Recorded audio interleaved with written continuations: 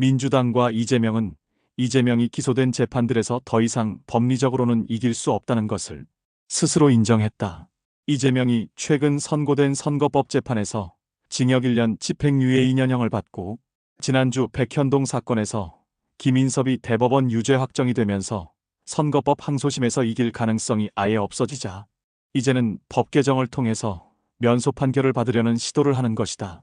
이재명 선거법 재판에서 가장 큰 쟁점은 백현동 4단계 용도 상향에 관한 것인데 이재명은 이를 두고 국토부의 협박으로 어쩔 수 없이 했다고 주장해왔으나 1심 재판 과정에서 성남시 공무원들과 국토부 공무원들의 증언 그리고 국토부 공문 등의 증거에서 재판부는 이재명이 백현동 용도 변경을 스스로 검토하고 결정한 것이라고 판시했다.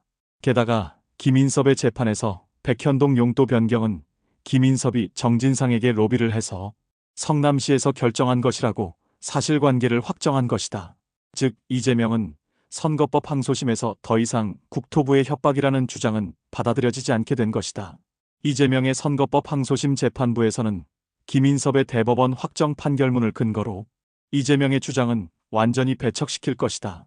따라서 이재명의 선거법 항소심은 이미 유죄로 확정된 것이나 다름없는 것이다. 그렇기 때문에 민주당에서 공직선거법 개정을 시도하고 있는 것이다. 이미 현행법으로는 이재명이 유죄를 피할 수 없기 때문에 오직 이재명을 위한 선거법 개정을 시도하는 것이다. 그리고 이제는 한 발 더 나아가 제3자 뇌물죄까지 법 개정을 시도하고 있다. 제3자 뇌물죄는 이재명의 성남FC 사건과 쌍방울 대북송금 사건에서 기소된 혐의이다. 시, 도지사는 그 지역의 개발이나 발전을 위해 기업으로부터 받는 후원의 폭을 넓히자는 것이다. 그렇게 되면 기관장들은 그들이 가지고 있는 각종 인허가권을 이용해 기업과 결탁하는 게 쉬워지는 것이다. 이것이 정경유착이 아니고 무엇이겠는가? 그런데도 오직 이재명을 위해서 이따위 법 개정을 시도하고 있는 것이다. 즉 민주당과 이재명은 이제 현행법 체제에서는 법리적으로 재판에서 승소할 수 없다는 것을 스스로 자인한 것이다. 법 개정 없이는 무슨 수를 써도 재판에서 유죄를 피할 수 없다는 것으로 최종 판단한 것이다. 이런 무분별한 법 개정은 정치를 후퇴시키고 정치인들이 부패할 수밖에 없게 만드는 법이다. 그럼에도 온갖 변명을 늘어놓으며 법 개정을 시도하는 것이다. 그런 법 개정이 진짜 필요했다면 왜 하필 지금 이 시점에 하려는 것인가? 이 질문에 민주당은 답을 해야 할 것이다. 국민들의 의심의 눈초리를 피하고 싶다면 이재명의 모든 재판 결과가 나온 후에 하면 된다.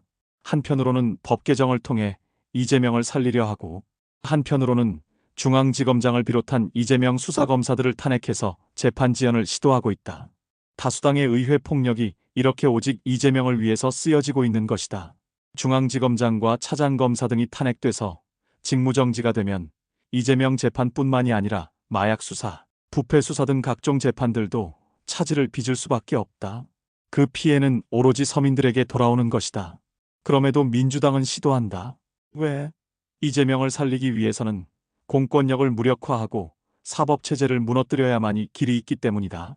정부 여당은 이런 무차별적인 법 개정에 있어서 대통령의 거부권으로 대응하고 중앙지검은 직무대행이 흔들림 없이 검찰을 이끌어 나가야 할 것이다. 민주당의 저런 무자비한 의회 폭력에 굴복해서 검찰이 눈치를 보게 된다면 대한민국은 범죄 천국이 되는 것이다.